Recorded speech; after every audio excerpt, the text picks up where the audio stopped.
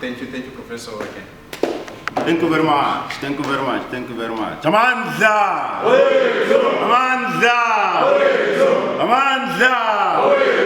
Viva the spirit of Batandwandondo! Viva! Viva! Long live the spirit of Krizani! Long live! Long live! Long live the spirit of Eduardo Mondlane! Long live! Long live! Long live the spirit of Thomas Sankara! Long live! Long live! Long live the spirit of Samora Machel! Long live! Long live! Long live the spirit of Winnie Madikizela Mandela! Long live! Long live! Long live the spirit of Mwalimu Nyerere! Long live! Long live! Long live the spirit of Kwame Nkrumah! Long live! Long live! Long live the spirit of Mangaliso Sobukwe! Long live! Long live! Long live the spirit of Pambata Gamancinza! Long live! Long live! Long live the spirit of Sabelo Kweta Pama! Long live! Long live! Long live the spirit of Bantu Bigo! Long live! Long live! Amandla!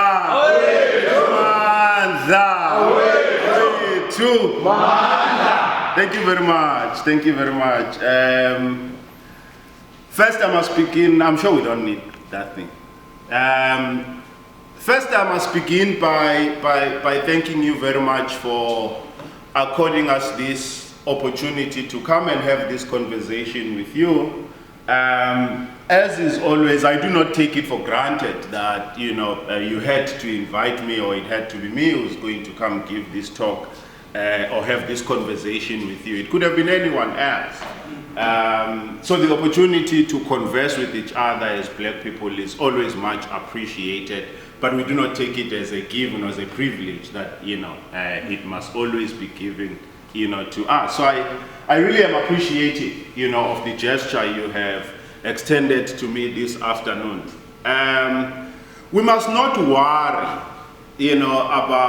about numbers.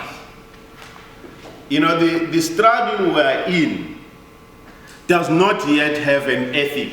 We don't have, as black people, we do not as yet have a common ethic as to what it is that as black people we are fighting for. So we should not assume that our meetings are always going to be full and everyone else must subscribe to our ideas.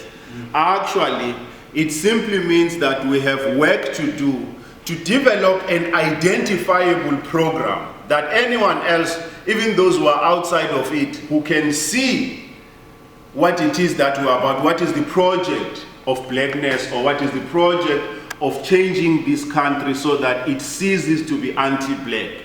So that people, even when they are outside, they would see that we have a project. I think that, so we must concentrate, or we must focus on ourselves, on giving our own struggle and identity and some cohesiveness, so that, we can then tell people who are outside, because looking from outside, I do not think they see a formidable black movement, or a movement of, black people that understands fully, what are the sacrifices that are required in order for it to succeed. Now, once we do that, once we are able to get ourselves, a cohesive, functional movement that, whose ethic is known to those who are within it, we may then worry less about, I'm drawn to this by the comment that was made. You see, opportunists are always going to be there. We must not worry about opportunities, because if you worry about opportunities, we are never going to do anything. Opportunism thrives where there is no cohesive project. We are able to be opportunistic because you can see that, well, in any case, I can find, the weak link, in that project and use it to advance my own enlightened selfish interests. So, I don't think we should worry much. Opportunists will also come into the movement. When we succeed, opportunists will come back and say they were with us. It's fine. We do not despise them. We despise what they do.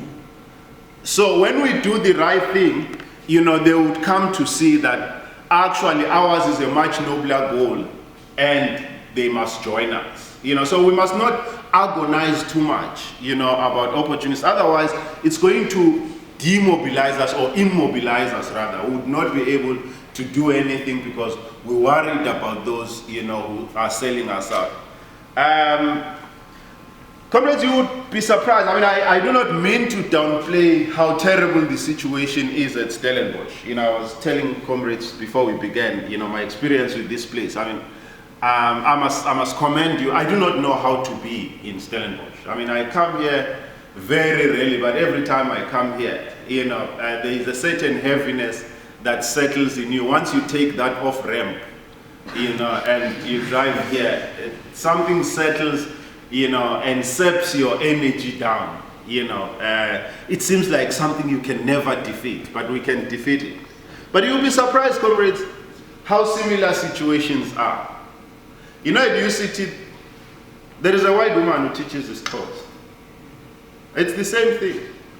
At UCT, in my faculty, Faculty of Humanities and Social Sciences, we have about 284 staff members. Of those 284 staff members, there is not a single black South African professor. Not a single. So the situations, of course, they vary in intensity, but they are the same. We face, the nature of the problem is one. It only differs in degrees and its intensity. The problems, are very much, similar. But back to, I was drawn to these side comments, by, what was mentioned earlier. Back to what I want to share, the few thoughts that I want to share with you, this afternoon. Now, this is September. We do know that it was on the 12th of September that, Bantu Biko was killed by, white people in South Africa. And no one was found responsible for killing him. Eventually, you had a judiciary that said no one was responsible for his death. I do not know whether, he killed himself.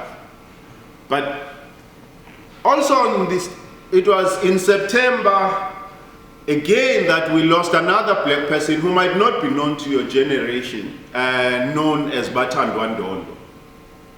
Now, Bathandwa Ndondo was killed on the 24th of September 1985 in the Transkei, in what was then the Transkei. He was a student activist, at the University of Transkei, and also lost his life, to the regime at the time. Now, I mentioned Bathandwa Ndondo because, I want to highlight something that will become obvious as we continue with the conversation that we are going to have this afternoon. It is how much we are dependent on white people to even tell us who our heroes are. Or to tell us how we must remember them.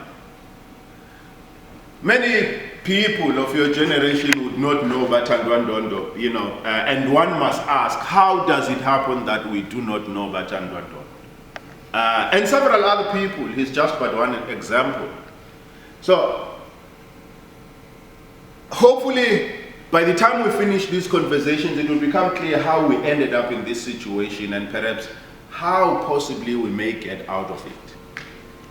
Now, when I got, this kind invitation, I was told that, we are going to do this in the spirit of commemorating Biko. And I somewhat, I somewhat was enthused by that, suggestion, because I think there is something that hasn't quite been said about, what Biko enables us to do. Sadly, the scholarship, the little scholarship that exists on Biko today is about reproducing what Biko said. People compete about, who has read Biko better, who's correct and as a result, there is immobility. That's why Black Thought hasn't quite evolved, because we hark back to Biko, we must all repeat what is in the pages of what I write, what I like. And therefore thought does not develop. I think that the whole oeuvre of Biko's work actually enable us to move forward to think about our current problems using our own imagination, so that we are able, to leverage the example that, he had. Now, here is one thing that I want to leverage, from Biko as we engage in this discussion today. One of the most obvious things about Biko, both in his thought and his political practice, is that Biko was less concerned about the state. If you look at Biko closely, his writings and his political practice, Black consciousness movement was less about one man, one vote, or was less about Black people taking over the state. His political thought and his political practice was directed elsewhere. So unlike the ANC, unlike the PAC, he was not concerned with contesting the state directly, and assuming the positions of the state. Now the question must be, for a political party that formidable, why is it that even in his thought and writings, he never wrote anything about the state? So if you compare thought that came out of the ANC, it's all about the state, the mineral resources, and all of that. If you read the Freedom Charter, it's basically about the state. But if you read Black consciousness, and the literature that came out of it,